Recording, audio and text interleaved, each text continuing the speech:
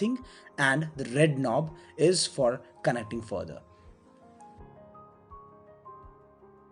The light here is an indicator that it is on charging mode, and this light is an indicator that blink shows that there is an electric flow in the fence.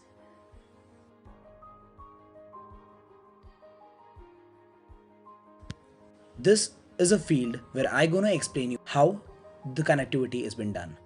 Take out different poles of wood or iron, whichever you have, any of the materials you can use as a pole. Put them into the ground and make the foundation of the poles very strong. And take up the pliers. The plier is the only thing that you're gonna use for the entire part. These are the insulators. The insulators is being winded up with GI wires. The GI wires should be separate from the internal hole which is in between. The hole should be kept gap in between. This is the outer part. So now you got to fix it up to the poles that you have already installed. Tighten up the cables very tight and make sure there is no any contact with the external cable and the wire that is passing in between.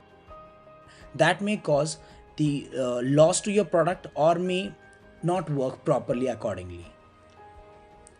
Take out the wire to all the holes of the same line. Do not mess up the wires.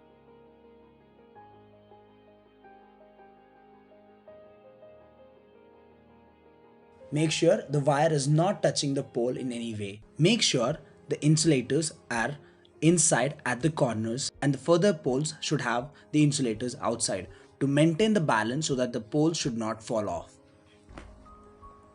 This is how it looks. Now it's time to install the solar panel. You need to find out the pole, a metal pole which will keep it firm on the ground. Screw it up with the screws. Make sure that will not move or not fall apart. Once you're installing panel, please do make sure the sun is towards the right and the panel is leaning 35 degrees towards the ground.